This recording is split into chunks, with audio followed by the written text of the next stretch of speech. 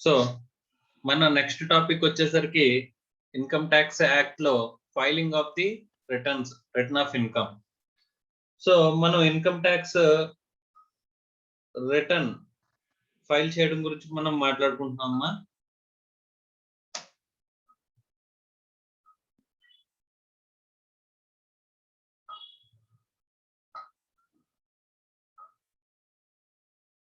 So ఇక్కడ ఏం చెప్తున్నాడు అని చెప్పేసానంటే కనుక మనం income particulars, okay, tax calculations,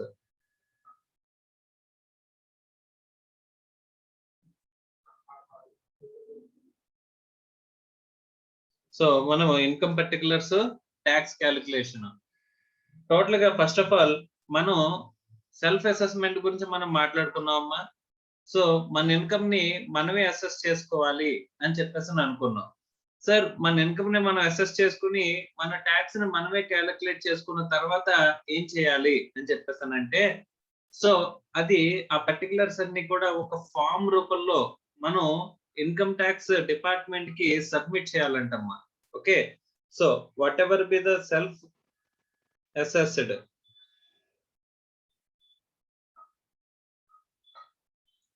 so మనం ఏదైతే సెల్ఫ్ అసెస్ చేస్తామో, అలా అసెస్ చేసిన సెల్ఫ్ అసెస్మెంట్ కి సంబంధించిన income and tax calculations to be submitted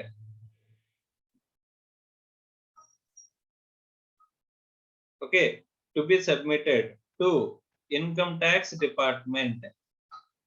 so income tax department కి మనం submit చేయాలంటమ్మా. So whatever be the income particulars and the tax calculations as well as taxes paid particulars, tax paid details or challans, ఇవన్నీ కూడా మనం ఏం చేయాలంటమ్మా, to be submitted to the income tax department. Sir ఎలా submit చేస్తాం sir అని చెప్పేసానంటే, to be submitted through a form. Okay, ఒక ఫామ్ ద్వారా ఫైల్ చేయాలంటమ్మా, ఫామ్ ద్వారా సబ్మిట్ చేయాలంట. దాన్ని మనం ఏమంటామంటే ఇన్కమ్ ట్యాక్స్ రిటర్న్.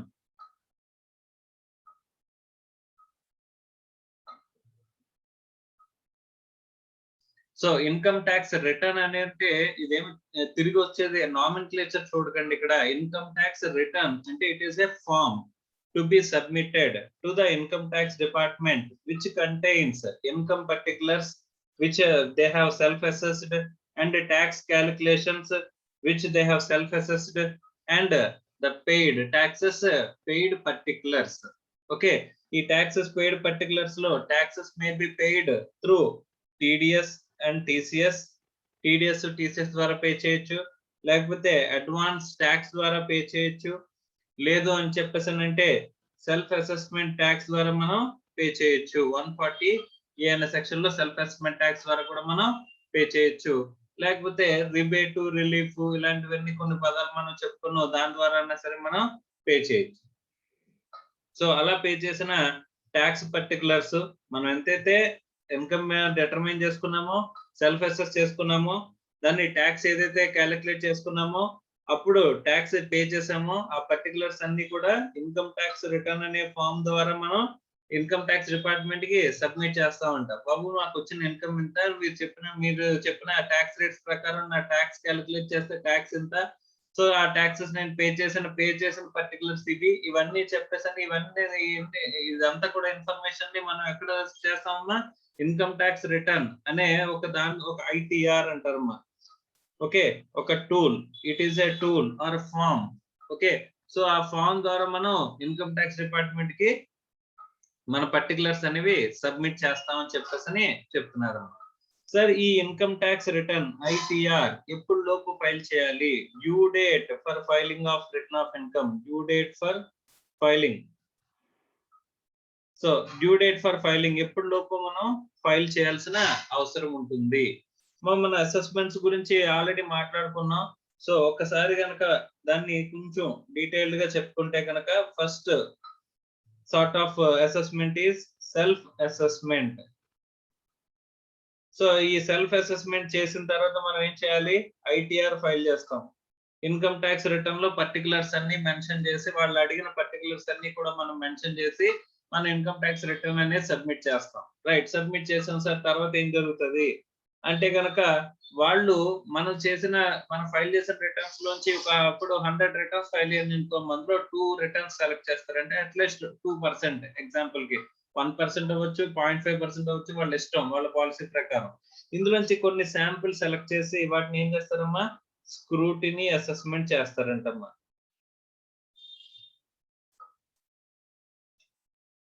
సో ఈ సెలక్షన్ ప్రాసెస్ కి they are using a methodology called CAS. Okay, computer aided selection system అమ్మది. Okay, so computer aided selection system లో మనకి ఏం చేస్తారంటే కొన్ని ఫిల్టర్స్ పెడతారు. సో అంటే ఇమ్మూవబుల్ ప్రాపర్టీ ఎక్కువ కొన్నవి, లేకపోతే లాస్ట్ ఇయర్ కంటే ఈ ఇయర్ ప్రాఫిట్ వేరియేషన్స్ ఎక్కువ ఉన్నవి, ట్యాక్స్ క్యాలిక్యులేషన్ లో ట్యాక్స్ వేరియేషన్స్ ఎక్కువ ఉన్నవి, రిఫండ్ ఎక్కువ మనం ఇష్యూ చేసినవి, రిఫండ్ ఎక్కువ డిటర్మైన్ చేసుకుని రిఫండ్ అడిగినవి, ఇలాంటి ఐటీఆర్స్ అన్నిటిని కూడా మనకి ఏం చేస్తారమ్మా, వాటిని క్యాష్ అనే ఒక సిస్టమ్ ద్వారా మనకి ఏం చేస్తారంటే సెలక్షన్ చేస్తారు. వాటిని దేనికి సెలెక్ట్ చేస్తారమ్మా, స్క్రూటినీ అసెస్మెంట్ కి సెలెక్ట్ చేస్తారమ్మా. సో అలా సెలెక్ట్ చేసిన స్క్రూటినీ అసెస్మెంట్ కి సెలెక్ట్ చేసి స్క్రూటినీ చేస్తారమ్మా. స్క్రూటినీ అసెస్మెంట్ అనేది 143(3) లో స్క్రూటినీ అనే సెక్షన్ అమ్మా. ఇది 143(3) లో మనకి స్క్రూటినీ అసెస్మెంట్ అనేది చేస్తారమ్మా. సో వన్స్ స్క్రూటినీ అసెస్మెంట్ అయిన తర్వాత ఆర్డర్ పాస్ చేస్తారు. ఆ తర్వాత మనం ఆ ఆర్డర్ ని కంటెస్ట్ చేస్తూ, అంటే ఒకవేళ మనం సెల్ఫ్ అసెస్ చేసుకున్న దానికంటే ఎక్కువ ట్యాక్స్ అనేది డిటర్మైన్ చేశారు అనుకోమా, అప్పుడు మనం సిఐటి అప్పీల్స్, ఆ తర్వాత ఐటీఏటి, తర్వాత హైకోర్టు, సుప్రీం కోర్టు వరకు కూడా మనం వెళ్తాం. బేస్డ్ ఆన్ ది క్వశ్చన్ ఏంటంటే అంటే క్వశ్చన్ ఆఫ్ లానా, క్వశ్చన్ ఆఫ్ ఫ్యాక్ట్ అని బేస్ చేసుకుని మనం వెళ్తాం అమ్మా. క్వశ్చన్ ఆఫ్ ఫ్యాక్ట్ అనుకుంటే కనుక అప్ టు ఐటీఐటి లెవెల్ వరకు వెళ్తాం. అదే క్వశ్చన్ ఆఫ్ లా అనుకుంటే కనుక హైకోర్టు, సుప్రీం కోర్టు కూడా మనం వెళ్ళొచ్చు. ఓకే, సో స్క్రూటినీ అసెస్మెంట్ అనేది కంప్లీట్ అయింది. ఒకవేళ స్క్రూటినీ అసెస్మెంట్ అనేది ఖచ్చితంగా ఎప్పుడు వస్తుందమ్మా, if you file your income tax return. Okay, ఒకవేళ ఎన్నో ఇన్కమ్ ట్యాక్స్ రిటర్న్ ఫైల్ చేయలేదు అని చెప్పేసి అనుకుంటే కనుక అప్పుడు they will go for best judgment assessment. So scrutiny assessment అనేది ఖచ్చితంగా రిటర్న్ ఐటీఆర్ రిటర్న్ ఫైల్ అయితే స్క్రూటినీ అసెస్మెంట్ జరుగుతుందమ్మా. లేకపోతే కనుక if ITR filed, if ITR not filed, అప్పుడు మనకి 144 లో బెస్ట్ జడ్జిమెంట్ అసెస్మెంట్ జరుగుతుందమ్మా. ఏదైనా ఇన్ఫర్మేషన్ మనం సబ్మిట్ చేయకపోయినా,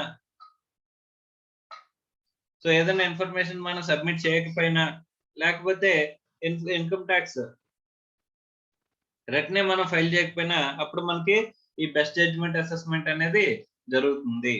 ఒకవేళ ఈ రెండు జరిగిన తర్వాత కూడా ఇందులో మనకి ఏదైనా ఫర్దర్ ఇన్ఫర్మేషన్ తగిలింది అని చెప్పేసి అనుకుంటే కనుక అప్పుడు 147 అసెస్మెంట్ అమ్మా, ఇన్కమ్ ఎస్కేపింగ్ అసెస్మెంట్.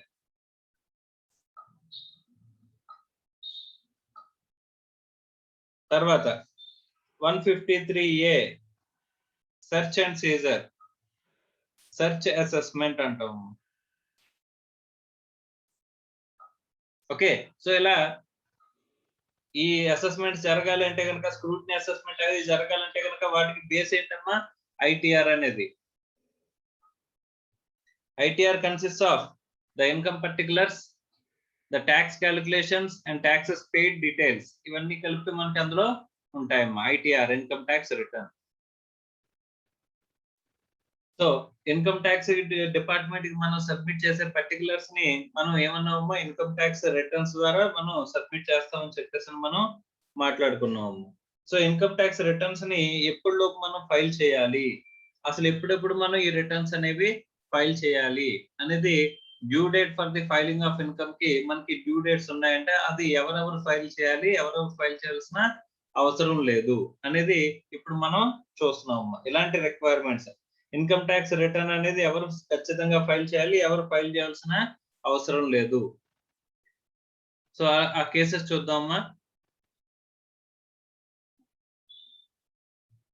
సో నేను ఎవరిని చదవమంటే వాళ్ళు కొంచెం చదవండి అమ్మా. మా వంశిక Yes, sir. వినిపించిందమ్మా? అర్థమైందమ్మా? సూపర్. Yes, sir. అర్థమైంది sir. Right. So first filing of the returns of income అని చెప్పేసి 139 ఉంది కదమ్మా సెక్షన్. Yes, sir. ఈ 139 అనే సెక్షన్ లో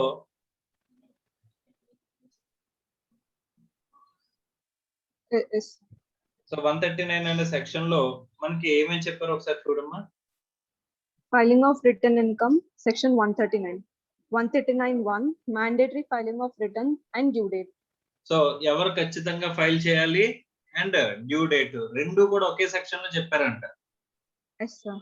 filing of returns And due dates. ఎవరు చేయాలి అండ్ వాళ్ళు ఎప్పుడెప్పుడు ఫైల్ చేయాలి, due dates. Yes, sir. Right. Next 139(1)(a) filing of return by employers. సో ఎంప్లాయర్సే ఫైల్ చేస్తారంట.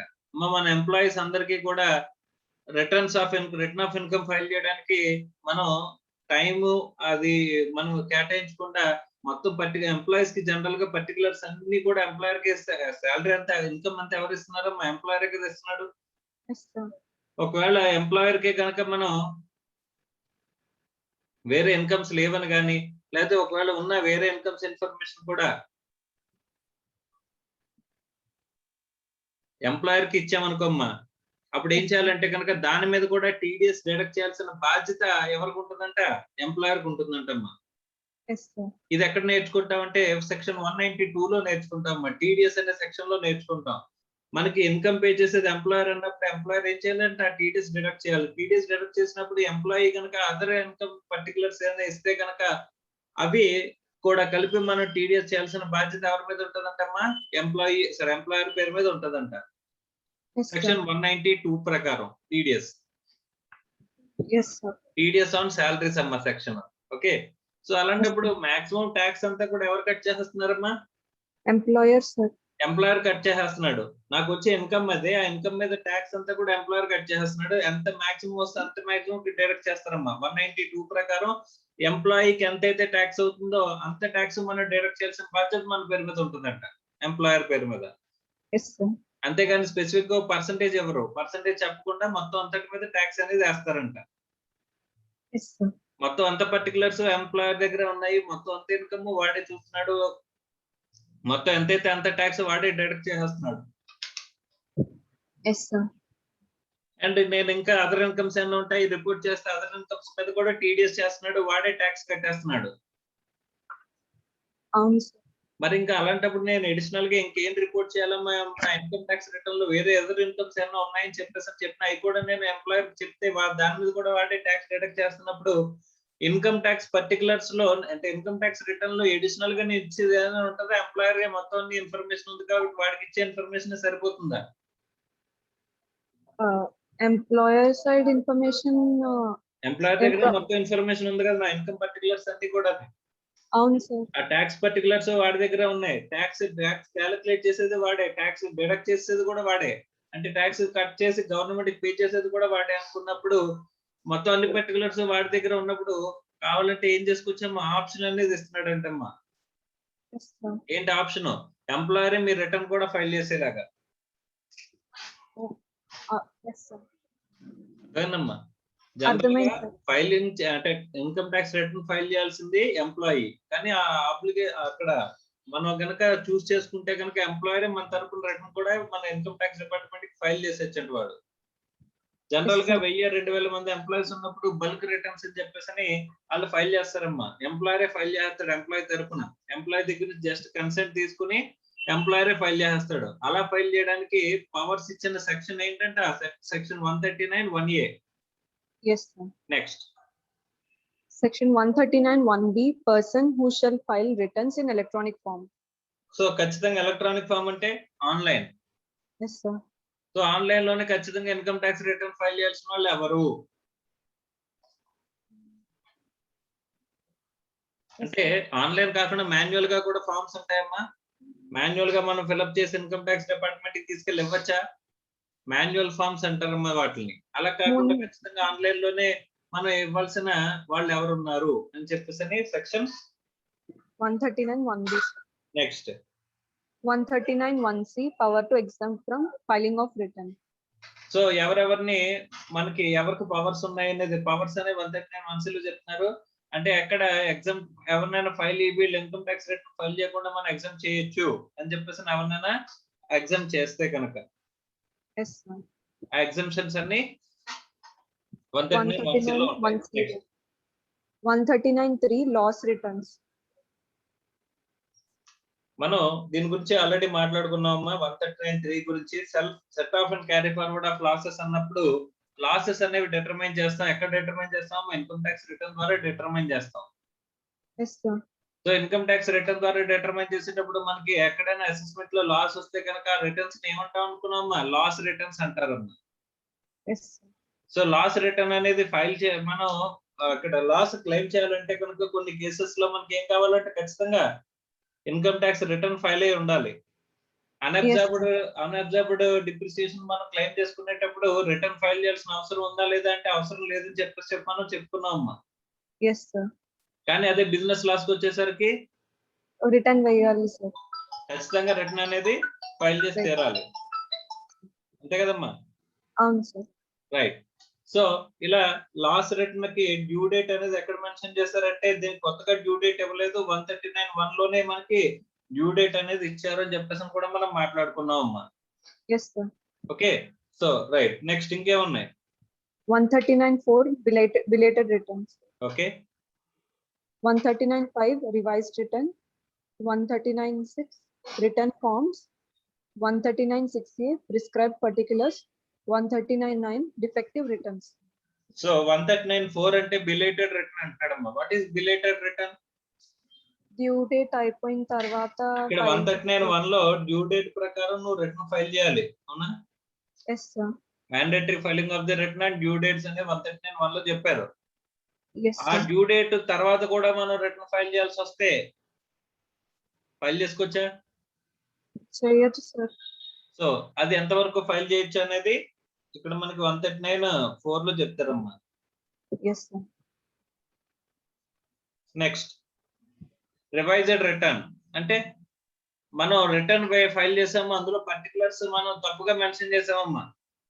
Yes, sir. సో మరి తప్పుల్ని రెక్టిఫై చేసుకోవడానికి అవకాశం ఇవ్వాలా లేదా? ఇవ్వాలి, sir. సో ఆ రెక్టిఫై చేసుకునే పవర్ అనేది ఎక్కడ ఇచ్చారంటే రివైజ్డ్ రిటర్న్ లో ఇచ్చారంట. Yes, sir. 139(5). 5. Okay. Right. Sir ఈ రివైజ్ రిటర్న్ ఎప్పుడులోకి వేసుకోవచ్చు అంటే డ్యూ డేట్ ఉండాలా అవసరం లేదా? ఉండాలి, sir. ఉండకపోతే ఏం చేస్తారమ్మా? ఎప్పుడైనా అవడానికైనా దొరికిన వెంటనే అప్పుడు ఏం చేస్తారు? అప్పుడు రివైజ్ చేస్తారు రిటర్న్ ని. Yes, sir.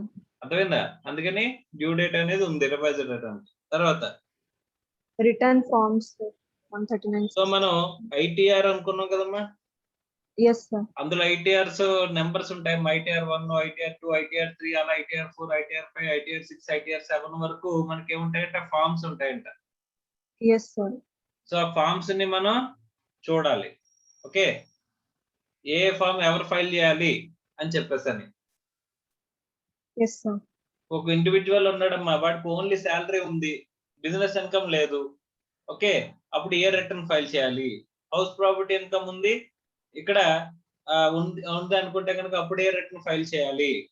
So along with the business are salary ఇలా మనకి సెపరేట్ గా మనకి దేనికి దానికి ఇక్కడ రిటర్న్ ఫార్మ్స్ అనేవి మనకు ఉంటాయమ్మా.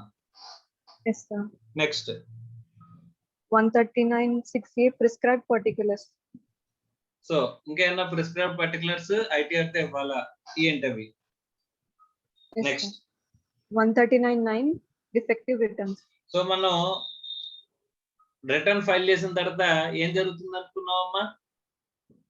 ఒక ప్రాసెసింగ్ అనేది చేస్తారమ్మా. రిటర్న్ ని మనం ఏం చేస్తారంట? ప్రాసెసింగ్ అనేది చేస్తారు. Yes, sir.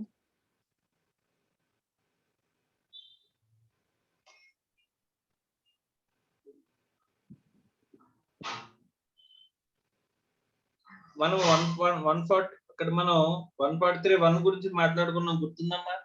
ఇంటిమేషన్ ప్రాసెసింగ్ అయిపోయిన తర్వాత లేటెంట్ డిఫెక్ట్స్ ఏమీ లేవు అని చెప్పేసి మనకు ఒక ఇంటిమేషన్ వస్తుంది అని చెప్పేసి మనం మాట్లాడుకున్నాం కదమ్మా. Yes, sir.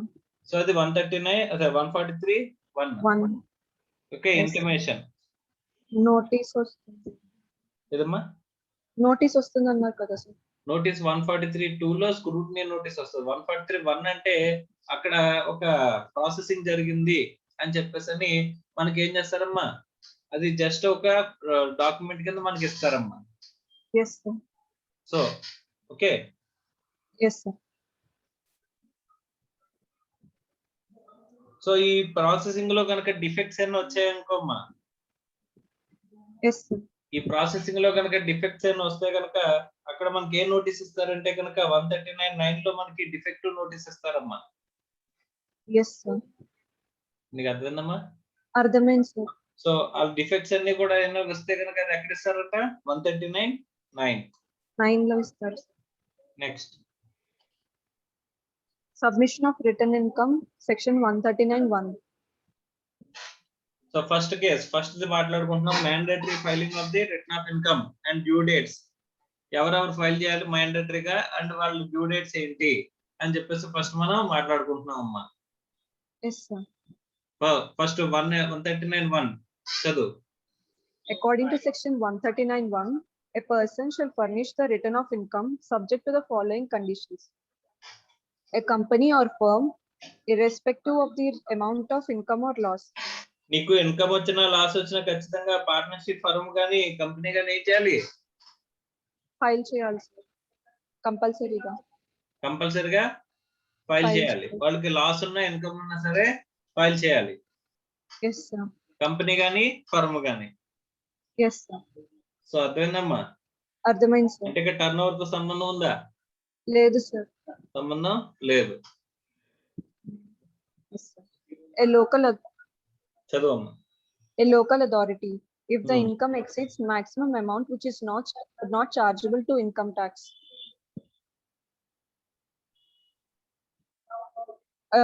Any person other Hello. than, sir, so ఇక్కడ లోకల్ అథారిటీ ఉందనుకోమ్మా, లోకల్ అథారిటీకి ఏం చెప్తున్నాడమ్మా? If income exceeds maximum amount which is not chargeable to income tax, income tax chargeable కాకుండా అంటే అంతకంటే ఎక్కువ ఇన్కమ్ ఉందంటే కనుక మనం ఏం చేయాలంటే ఖచ్చితంగా రిటర్న్ ఫైల్ చేయాలంట. అదే కంపెనీ కానీ ఫర్మ్ కానీ అయితే ఇన్కమ్ కి సంబంధం లేదు, ఇన్కమ్ లాస్ కి సంబంధం లేకుండా ఇన్కమ్ Compulsory లాస్ file వచ్చినా సరే నువ్వు రిటర్న్ ఖచ్చితంగా ఫైల్ చేయాలి. yes, sir.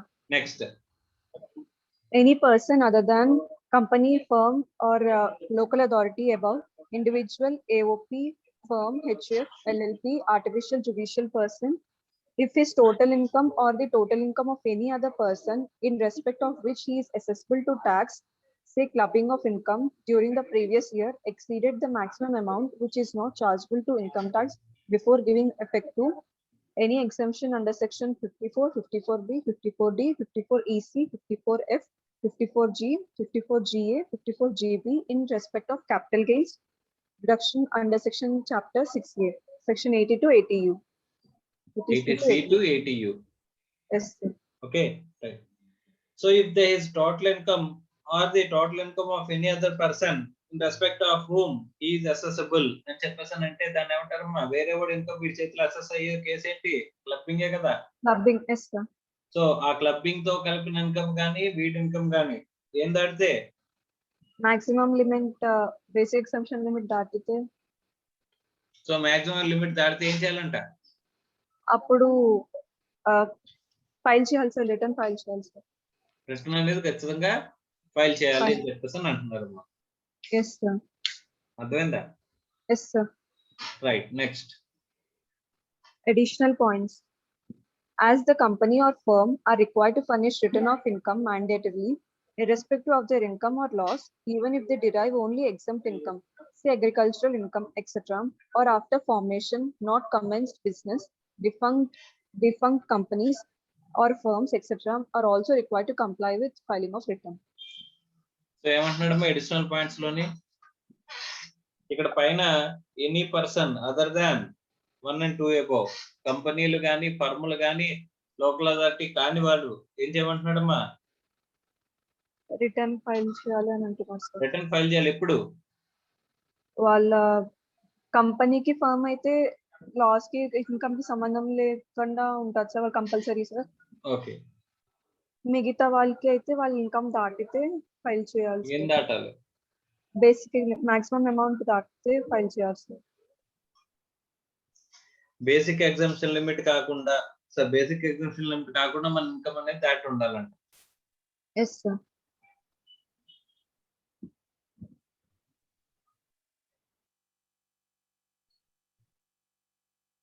ఎక్కడ వరకు వచ్చామ్మా? First points additional. ఒకవేళ ఇక్కడ టోటల్ ఇన్కమ్ అనేది ఇక్కడ మన ఇన్కమ్ ఈ వేరే వాళ్ళ ఇన్కమ్ క్లబ్ చేసిన తర్వాత కూడా మన ఇన్కమ్ అనేది ఏం దాటకూడదంట. Maximum amount which is not chargeable to income tax before giving effect to ఏమేమి ఎఫెక్ట్ ఇవ్వద్దు అంటున్నాడమ్మా? Capital gain exemptions. Capital gain exemptions, chapter 68 deductions, ఈ రెండు దీనికి ముందు మన ఇన్కమ్ అనేది ఎంత ఉందని చెప్పేసి చూస్తున్నాడమ్మా. Yes sir. Net total income ఉంటుంది కదా, నెట్ టోటల్ ఇన్కమ్ కంటే ముందు ఈ క్యాపిటల్ గెయిన్ ఎగ్జంప్షన్స్ ఏమైనా ఉంటే కనుక మైనస్ చేయకుండా మనం చూడాలంట. Yes sir. అప్పుడు maximum amount not chargeable to tax ఉంది అనుకోమ్మా. Yes sir. అప్పుడు మనం రిటర్న్ ఫైల్ చేయక్కర్లేదు, అంటే అందుకంటే తక్కువ ఉంటాయి ఆ మాక్సిమం అమౌంట్, అంటే మాక్సిమం అమౌంట్ కంటే దాటకపోతే maximum exemption basic exemption limit calculate చేయడం చెప్పాడు ఇక్కడ, only for this purpose of this section. అక్కడ అంతకంటే కనుక మనకు మంచిలేదు అనుకుంటే కనుక మనం ఏం చేయగలదంట, రిటర్న్ ఫైల్ చేయాల్సిన అవసరం లేదు. ఎలా వస్తుంది అమౌంట్? బేసిక్ మాక్సిమం అమౌంట్ కంటే తక్కువ ఉంటాయి సార్. సో మాక్సిమం అమౌంట్ కంటే బేసిక్ ఎగ్జామ్షన్ లిమిట్ కంటే తక్కువ మనకు ఉంటే income. Yes sir. Next, the term any person used in the point 3 above is to be considered as residuary clause to include all the persons not covered in 1 and 2. Besides, in certain cases, an SSC apart from filing his own return is under an obligation to furnish returns for the income. First point ఒకసారి చదువు. Just మనం ఈ points చెప్పుకున్నాము. First point ఒకసారి చదువు. ఇక్కడ మనకి ఏ income తీసుకోవాలమ్మా? Gross total income తీసుకోవాలా, నెట్ టోటల్ ఇన్కమ్ తీసుకోవాలా? గ్రాస్ టోటల్ ఇన్కమ్ తీసుకోవాలి. గ్రాస్ టోటల్ ఇన్కమ్ కి కూడా before exemptions. Sir. A exemptions? capital gain exemption sir, and chapter 68 deductions. So before exemptions, before giving gross total income అంటేనే మనకి chapter 68 deductions లేనట్టు. Yes sir. So ఇక్కడ ఏమంటున్నాడు, simple గా before giving exemption. Yes sir. అర్థమైందమ్మా? ఏ exemptions అంటే exemptions అంటారు capital gain and chapter 68 deductions. Yes sir. ఓకేనమ్మా? Yes sir. తర్వాత సో ఇప్పుడు అడిషనల్ పాయింట్స్ లో ఫస్ట్ పాయింట్ చదవమ్మా. As the company or firm are required to furnish return of income mandatorily irrespective of their income or loss, even if they derive only exempt income, say agricultural income, etc., or after formation, not commence business, defunct companies or firms, etc., are also required to comply with filing of return. So ఇక్కడ companies firms ఉన్నాయనుకోమ్మా, వాళ్ళు కంపల్సరీగా return file చేయాలి. వాళ్ళకి loss ఉన్నా సరే, even ఎగ్జంప్ట్ income ఉన్నా సరే. Yes sir. After formation, not commenced business or defunct companies or firms etc. are also required to comply with the filing of return. Company అంటే incorporate అయిన తర్వాత ప్రతి సంవత్సరం నువ్వు ఏం చేయాలి? రిటర్న్ ఫైల్ చేయాలి. అది మనం ఇంకా బిజినెస్ కమెంట్స్ చేయలేదు సార్ అని చెప్పిన ఎక్స్క్యూజ్ చేస్తారా? చేయరు సార్. లాస్ వచ్చిందన్న ఎక్స్క్యూజ్ చేస్తారా? చేయరు సార్. తర్వాత మనకి అసలు టాక్సిబుల్ ఇన్కమ్ లేదు సార్ అన్న ఎక్స్క్యూజ్ చేస్తారా? చేయరు సార్. అంత ఎగ్జంప్టెడ్ ఇన్కమ్ ఉందన్నా సరే ఎక్స్క్యూజ్ చేస్తారా? చేయరు సార్. సో ఇన్కమ్ ట్యాక్స్ లో ట్యాక్స్ కట్టినా కట్టకపోయినా, కట్టడం కట్టకపోవడంతో సంబంధం లేకుండా నువ్వు ఖచ్చితంగా ఏం చేయాలి? రిటర్న్ అనేది ఫైల్ చేయాలి. నెక్స్ట్ చదువు. Second point. The term any person used in point 3 above is to be considered as residuary clause to include all the persons covered in 1 and 2. Besides, not covered in 1 and 2. Not covered in 1 and 2. Besides, in certain cases, an SSC, apart from filing his own return, is under an obligation to furnish return from the income of another person for whom he is assessable. For example, return of income of a demised person shall be filed by his legal heirs of such demised person. Similarly, income of a minor child whose income is accessible in their hands itself, namely income derived from skill, talent, child suffering from disability, etc., shall be furnished by parents or guardian, etc.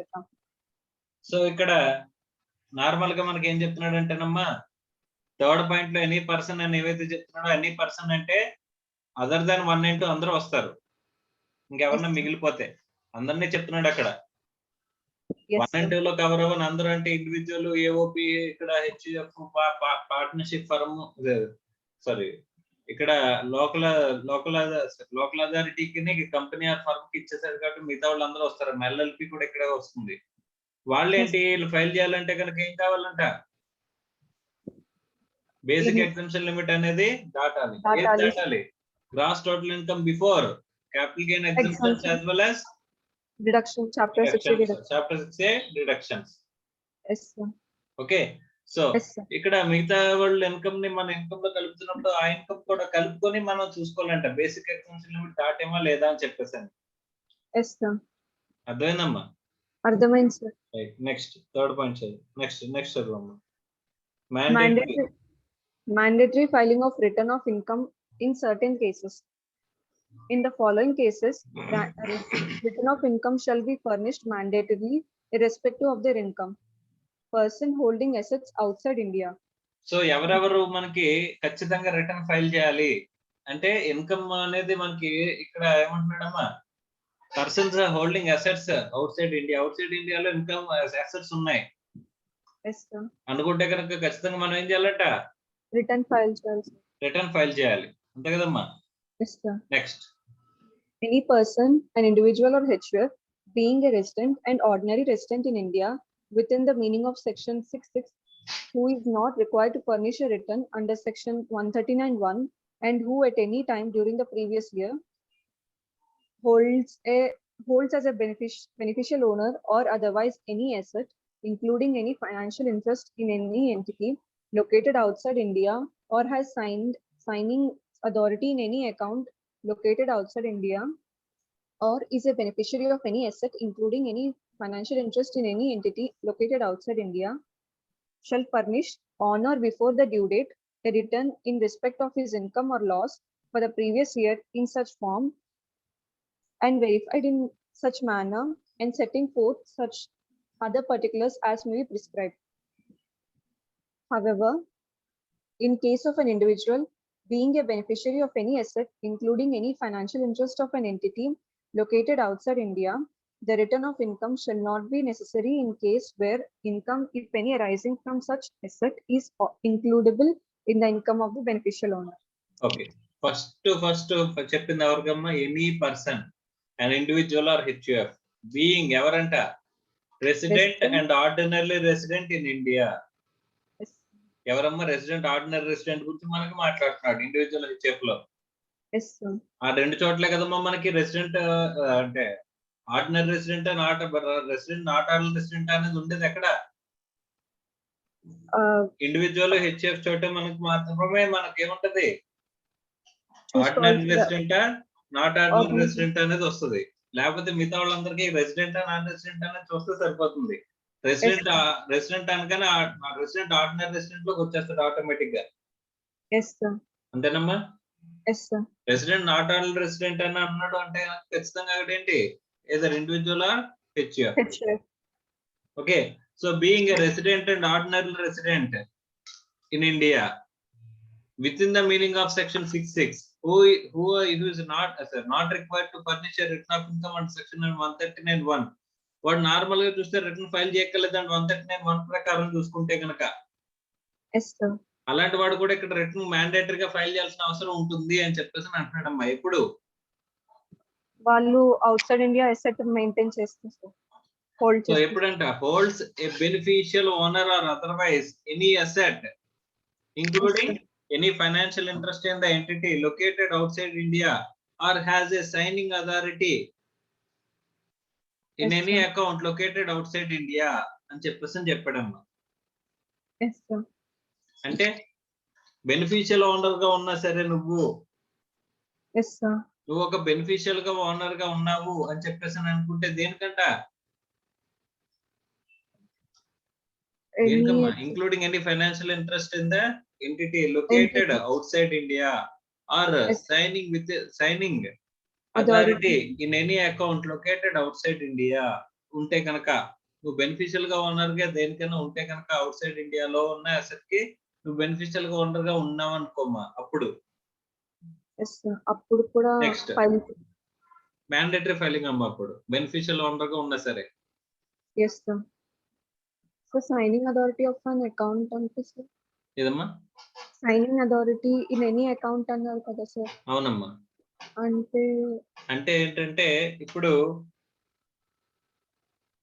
Suppose అక్కడ కంపెనీకి account ఉందమ్మా. yes sir. But you have a operational signature నీ దగ్గర ఉంది. Okay sir. Okay, అంటే అక్కడ company asset, అది company నిన్ను ఆథరైజ్ చేసింది. yes sir. అర్థమైందా?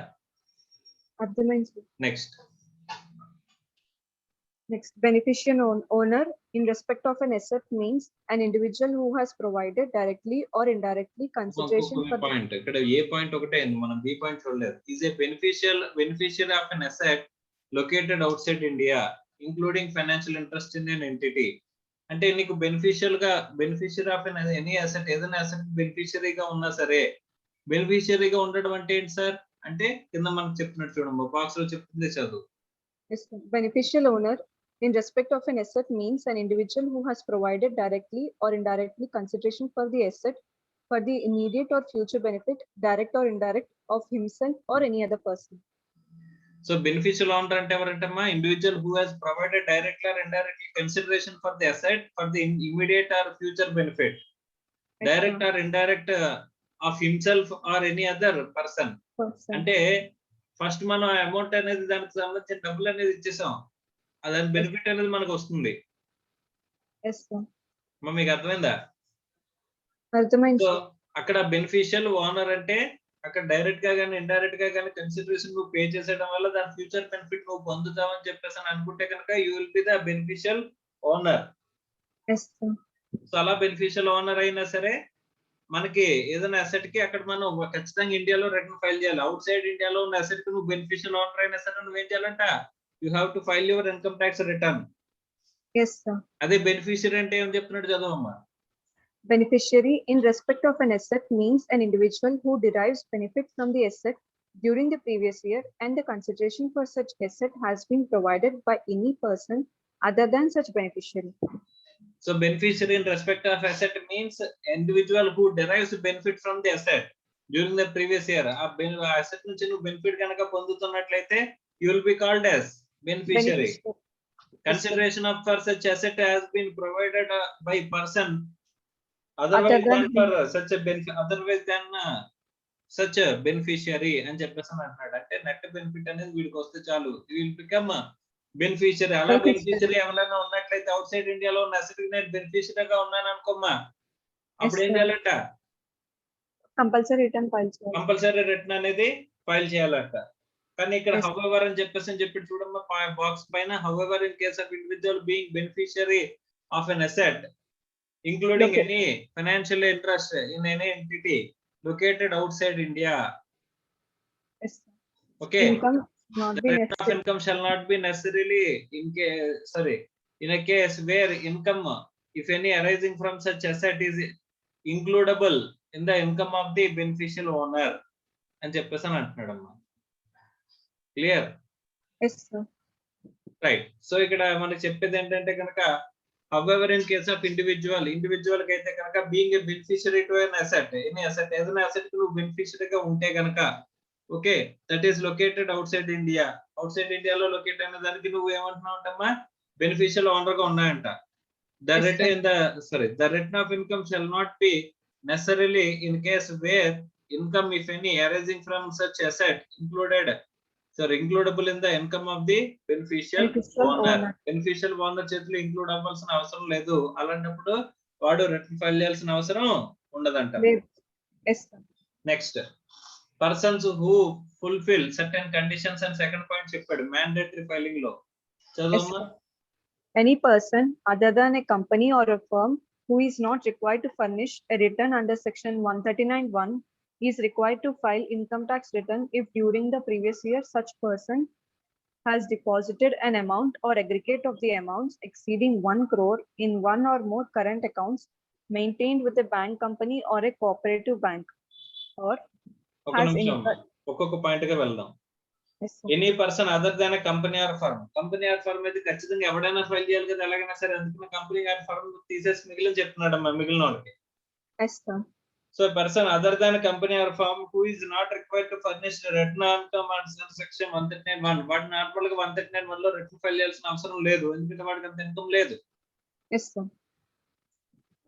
అదేనమ్మా. అర్థమైంది, sir. Furnish and return of income under section 139(1) is required to file income tax return if the during the previous year such person. ఒకవేళ అలాంటి పర్సన్ ఏమైనా కనుక ఇక్కడ చేసినట్లయితే వాడు ఏం చేయాలంట? అప్పుడు ఫైల్ చేయాలి, sir.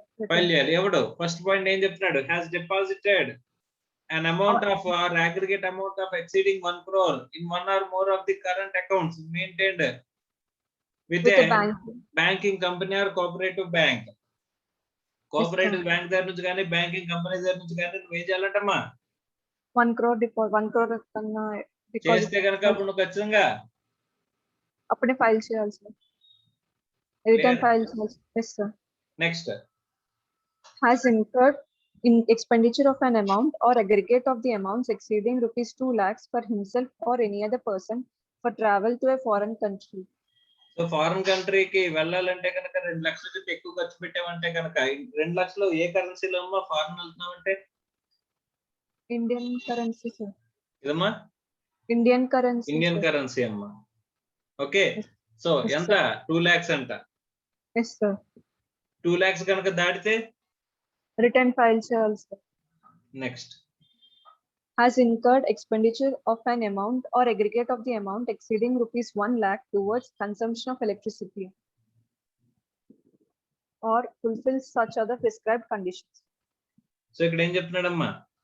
First foreign country travel చేస్తే కనుక అప్పుడు 2 lakhs కనుక ఖర్చు పెట్టినట్లయితే aggregate amounts Yes, sir. expenditure of an amount or aggregate amounts exceeds 2 lakhs for himself or any other person for travel of foreign currency. Sir foreign కంట్రీలో నువ్వు travel చేయడానికి 2 లక్షల కంటే ఎక్కువ ఖర్చు పెట్టినట్టు కనుక తెలిసిందంటే కనుక ఇమ్మీడియట్ గా నువ్వేం చేయాలి?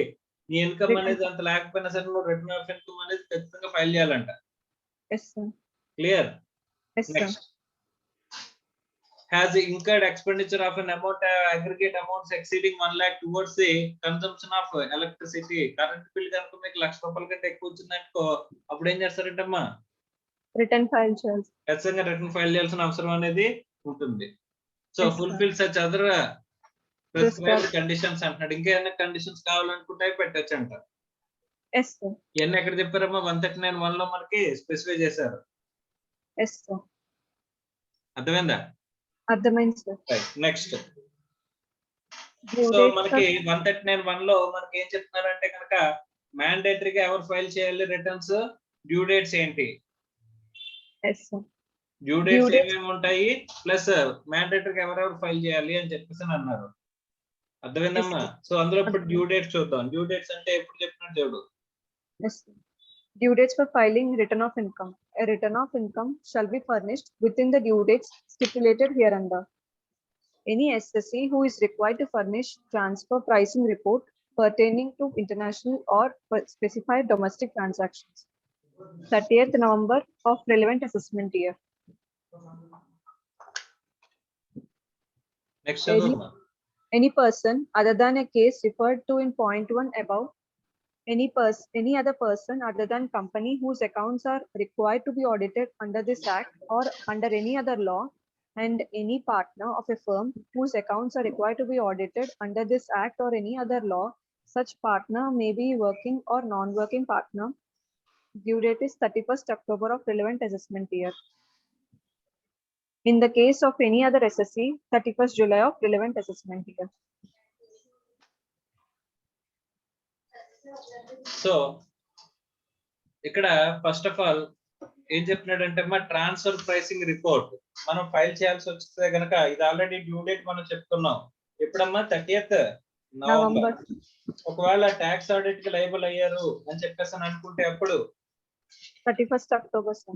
31st October. October. ఓకే, అదే మనకి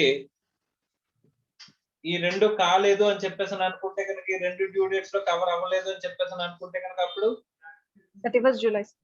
31st జూలై నాడు మనం ఫైల్ చేసేయాలన్నమాట.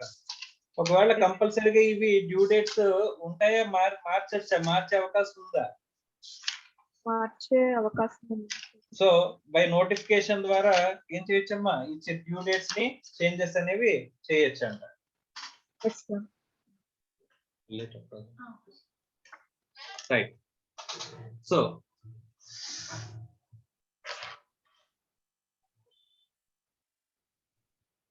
ఇవి డ్యూ డేట్స్ ఆల్రెడీ మనం చెప్పుకున్నాం అమ్మా. నవంబర్, అక్టోబర్ అంటే సెప్టెంబర్ అని చెప్పాను, ఆ సెప్టెంబర్ వల్ల అక్టోబర్, తర్వాత జూలై. Yes, sir. సో ఇందులో అక్టోబర్ లో కవర్ అయిన పర్సన్స్ ఎవరమ్మా? ట్యాక్స్ ఆడిట్ కి లైబుల్ అయిన వాళ్ళు. Yes, sir. ఓకే, అండ్ ట్యాక్స్ ఆడిట్ కి ఫర్మ్ కనుక లైబుల్ అయితే ఫర్మ్ లో ఉన్న పార్ట్నర్స్. Yes, sir. అందులో ఎవరు మళ్ళీని? Working partners. ఎందుకంటే వర్కింగ్ పార్ట్నర్స్ ఎందుకు అన్నాడమ్మా? వర్కింగ్ పార్ట్నర్ కి మనం ఏం చేస్తాం, రెమ్యూనరేషన్ లిమిట్ ఉంటుంది 40B ప్రకారం. Yes, sir. 40B ప్రకారం మనకి లిమిట్ క్యాలిక్యులేట్ చేయాలంటే బుక్ ప్రాఫిట్ కావాలి మనకి. అవును, sir. ఆ బుక్ ప్రాఫిట్ ఎలా వస్తుంది? Net profit as per P&L తీసుకుని దానికి ఈ రెమ్యూనరేషన్ అది యాడ్ చేస్తే వస్తుంది. Yes, sir. అంతేనా? అవును, sir. సో మరి ఆ రెమ్యూనరేషన్ అది యాడ్ చేయాలి అని చెప్పేసి అని అనుకుంటే కనుక మరి ముందు ప్రాఫిట్ తెలియాలి కదా. తెలియాలి, sir. ఆ ప్రాఫిట్ తెలియాలంటే కనుక ముందు ఎవరు బుక్స్ ఫైనలైజ్ అవ్వాలి? పార్ట్నర్షిప్ ఫర్మ్ బుక్స్ ఫైనలైజ్ అవ్వాలి. సో పార్ట్నర్షిప్ ఫర్మ్ బుక్స్ ఫైనలైజ్ అవ్వకుండా పార్ట్నర్ రిటర్న్ ఫైల్ చేసుకోగలరా? వాడికి వచ్చిన రెమ్యూనరేషన్ ఎంతవరకు 40B లో డిజాల్వ్ చేస్తుంది, పార్ట్నర్ ఫర్మ్ ట్యాక్స్ కడుతుంది, 40B లో అలౌ చేస్తుంది పార్ట్నర్ ట్యాక్స్ కడతాడు. Yes, sir. సో అలాంటప్పుడు ఎవరు రెమ్యూనరేషన్ అది ఎంత ఎవరి చేతిలో ట్యాక్స్ ఫుల్ అవుతుంది అనేది ఎలా తెలుస్తుంది? పార్ట్నర్షిప్ ఫర్మ్ అకౌంట్స్ కంప్లీట్ అవ్వకుండా తెలియదు. Yes, sir. కాబట్టి అక్కడ ఏం చెప్తున్నాడమ్మా, ఆ పార్ట్నర్ ఎవరైతే ఉన్నారో ఆ పార్ట్నర్ గనక వర్కింగ్ పార్ట్నర్ అయితే గనక అప్పుడే మనకి 40B ప్రకారం మనకి ఈ రెమ్యూనరేషన్ అది కూడా మనకి ట్యాక్సిబిలిటీ డిసైడ్ అవుతుంది. కాబట్టి అక్కడ working partner of the partnership firm లో కవర్ అయిన పర్సన్ ఎవరైతే ఉంటారో వాడికి డ్యూ డేట్ ఏంటమ్మా? 31st October. Yes, sir. So మిగతా వాళ్ళందరికీ డ్యూ డేట్ ఏంటి?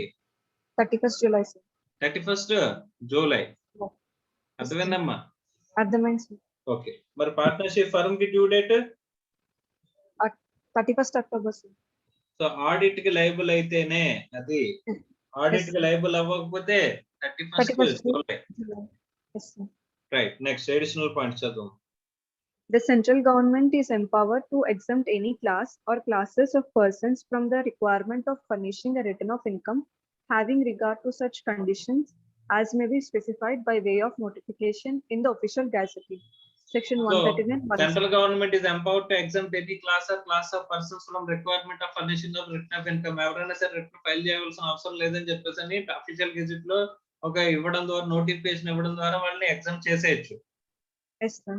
ఓకే, సో అలాగే ఈ కండిషన్స్ ని కంప్లై చేయాల్సిన అవసరం లేదని కూడా మనం ఏం చేయొచ్చు, అఫీషియల్ గెజెట్ ద్వారా నోటిఫికేషన్ లో చెప్పొచ్చు. అంటే డ్యూ డేట్ మీకు అప్లికబుల్ కాదు, లేదా డ్యూ డేట్ మారుస్తున్నాం అని చెప్పేసి చెప్పొచ్చు. అంటే చెప్పొచ్చు, బై వెర్చ్యూ ఆఫ్ నోటిఫికేషన్ ద్వారా మనకి చెప్పొచ్చు అని చెప్పేసి మనం చెప్పుకున్నాం అమ్మా. Yes, sir. Next, An SSC may furnish return of income on or before 31st October if he is subject to audit under section 44AB or under any other section which warrants audit, namely section 10AA, 35D, 80JJ, AA, etc.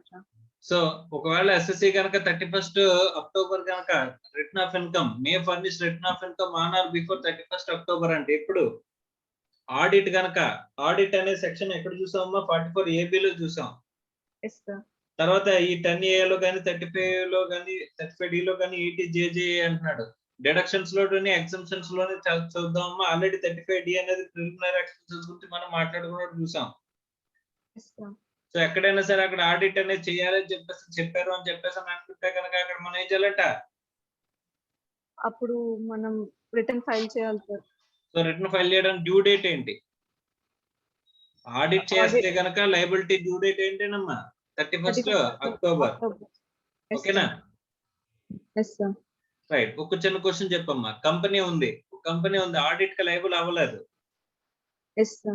Due date for filing of the return of income ఎంత? 31st July, sir. 31st July, sir. July అంతేనా? ఒకసారి మళ్ళీ చూస్తావా due dates అక్కడ జాగ్రత్తగా చూస్తేనమ్మా ఏ 31st October. Any company or any person other than company whose audits whose accounts are required to audit under this section or any other law. ఇక్కడ ఎవరైనా ఈ act ప్రకారం గానీ వేరే యాక్ట్ ప్రకారం గానీ ఆడిట్ చేయించుకుంటే అదర్ దాన్ కంపెనీ అయితే కనుక or company. Yes, sir. So ఎక్కడైతే ట్రాన్స్ఫర్ ప్రైసింగ్ అనేది అప్లికబుల్ కాని కంపెనీ ఏదైతే ఉంటుందో ఆ కంపెనీకి 31st అక్టోబర్ అమ్మా. Yes, sir. కంపెనీ కాకుండా ఇంకెవరైనా ఉన్నా సరే వాళ్ళకి ఆడిట్ అనేది లైబుల్ అయితేనప్పుడు మాత్రమే 31st అక్టోబర్. అది ఈ ఇన్కమ్ ట్యాక్స్ యాక్ట్ ప్రకారం ఆడిట్ అవ్వచ్చు, వేరే యాక్ట్ ప్రకారం ఆడిట్ అవ్వచ్చు. Yes, sir. అప్పుడు 31st అక్టోబర్. Yes, sir. లేకపోతే 31st జూలై. Okay, sir. ఒక పార్ట్నర్ వర్కింగ్ పార్ట్నర్ కి మాత్రమే ఛాన్స్ అనేది ఇచ్చాం 31st అక్టోబర్ అని చెప్పేసాను. మిగతా వాళ్ళందరికీ కూడా 31st July. July. Yes, sir. Clear? Yes, sir. Next so Where the company account- అనగానే ఏమొస్తుంది 31st October. October. Right? Yes. Next Where the accounts of the firm are required to be audited under the income tax or any other act, the due date for furnishing its return shall be on or before 31st October of the assessment year. Same way, the due date for furnishing return of income of partner of such firm also shall be on or before 31st October. Same due date shall apply to both working as well as non-working partner. ఇక్కడ చెప్తున్నాడు చూడమ్మా. Where accounts of the firm are required to be audited under section under the income tax act or any other act, due date for furnishing of the return shall be on or before 31st October of the assessment year. Same way, due date for the furnishing of the return of income of the income of the partner of such firm also shall be 31st October అని చెప్పేసి అంటున్నాడు. So 31st October మనకి due date. ఇప్పుడు firm accounts కనుక audit చేయించాల్సిన అవసరం అనేది వస్తేని అని చెప్పేసి అంటున్నాడమ్మా. Yes, sir. Next If the firm is not subject to any audit, the due date for the firm as well as its partners, working or non-working, shall be 31st July of the assessment year. Audit కనుక లేకపోతే అక్కడ working 31st అని July. Non working అయినా సరే 31st July. Yes, sir. అర్థమైందమ్మా? అదే అర్థమైంది. మనకి బుక్స్ ఆఫ్ అకౌంట్స్ ఆడిట్ చేయించాల్సిన అవసరం వచ్చింది అనుకుంటే కనుక అప్పుడు ఏమవుద్ది 31st October. Yes, sir. Clear? Clear.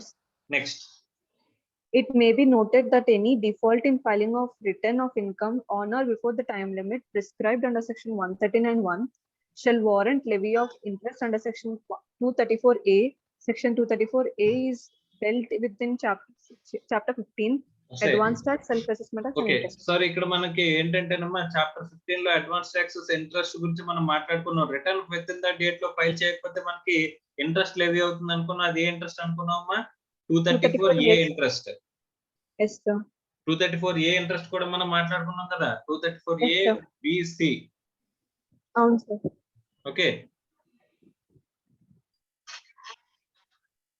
So మనం రిటర్న్ ఫైలింగ్ డ్యూ డేట్ అనేది డిసైడ్ చేసుకున్నాం అమ్మా.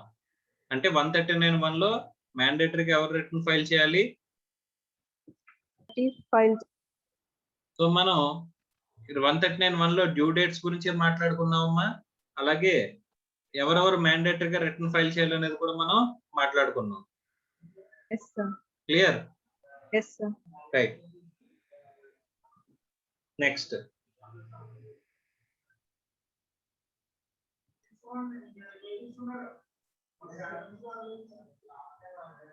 నెక్స్ట్ 139(1)A అమ్మా. నెక్స్ట్ ఎవరు ఫైల్ చేయడం? నార్మల్ గా రిటర్న్ అనేది ఎవరు ఫైల్ చేయాలమ్మా? Employees file చేయాలి, sir. ఎంప్లాయీ ఎస్ఎస్సి ఫైల్ చేసుకోవాలి. Yes, sir. కానీ ఇక్కడ ఎంప్లాయర్ ఫైల్ చేసే కేసు గురించి మనం మాట్లాడుకుంటున్నాం. Yes, sir. ఓకే, ఎంప్లాయర్ ఎందుకు ఫైల్ చేస్తాడమ్మా? ఎంప్లాయీ పర్టికులర్స్ అన్ని కూడా ఎవరి దగ్గర ఉన్నాయంట? Employer దగ్గర ఉంది sir. ఎంప్లాయర్ దగ్గర ఉన్నాయి. ట్యాక్స్ అనేది కూడా మొత్తం కూడా ట్యాక్స్ అనేది అంతా కూడా వాడే ఇచ్చేస్తున్నాడు. టీడీఎస్ అనేది అంతా వాడే డిడక్ట్ చేసేస్తున్నాడు. Yes, sir.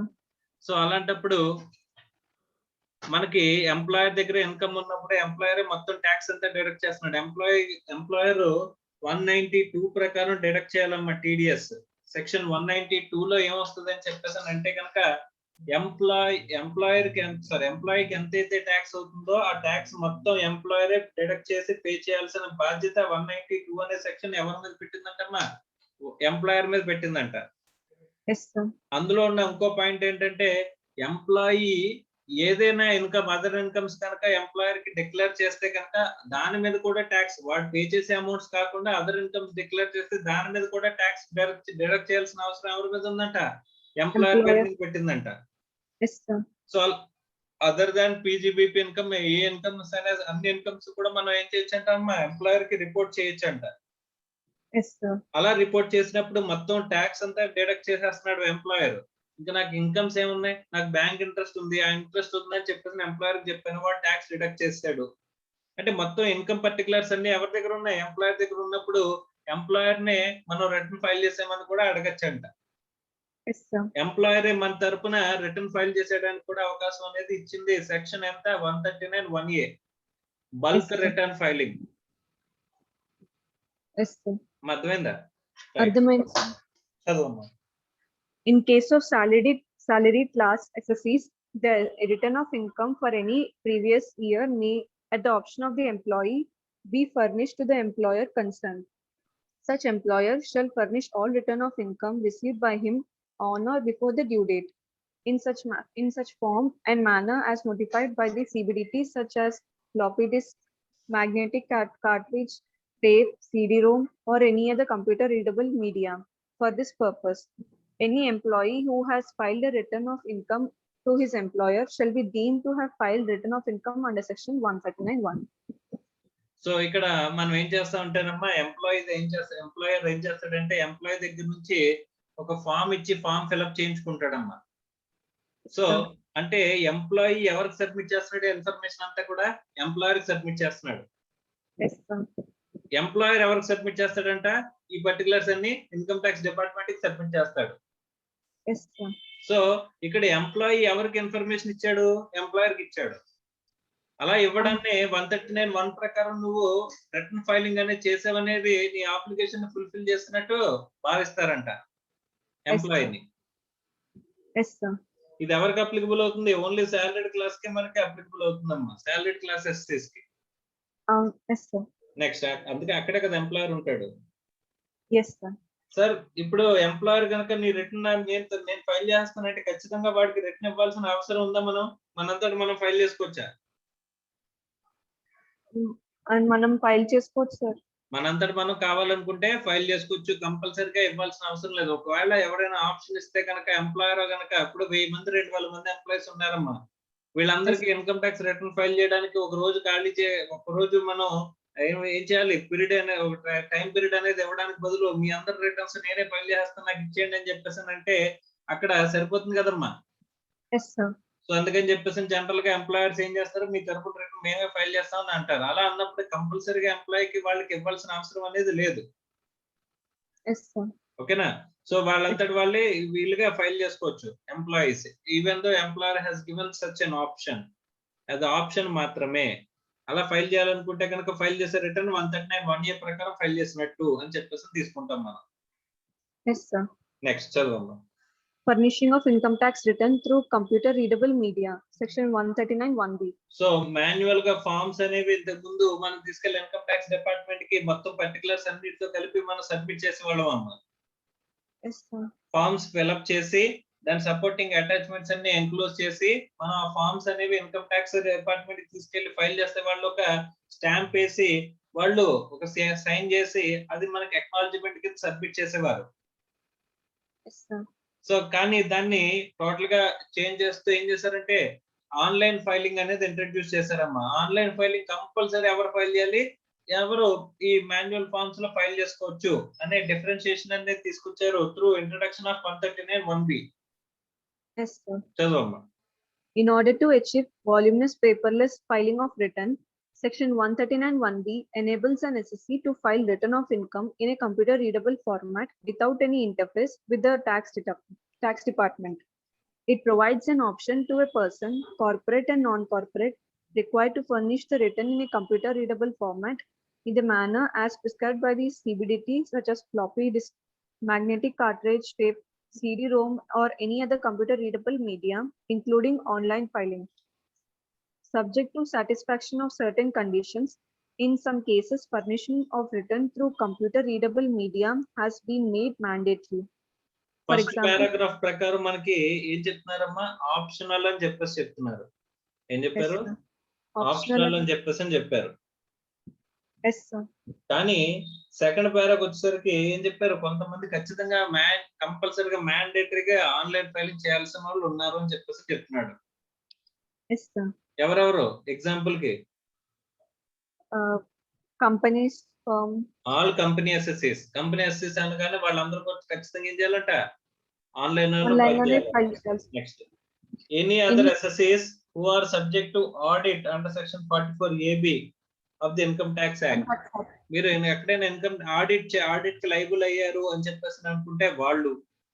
తర్వాత every individual and HUF whose total income exceeds the specified sum, okay, no refunds are claimed in the return for the previous year, etc., shall furnish the return of income only by way of computer readable form అని చెప్పేసి చెప్తున్నాడు. అంటే వాళ్ళు specified limit అన్నారమ్మా, specified sum. Okay, ఈ specified sum ఏంటంటే ఎంత amount అంటే వీళ్ళు అమౌంట్ ఫిక్స్ చేశారమ్మా. ఎంత అంటే 5 లక్షలమ్మా. If your income is less than 5 lakhs you can file manually.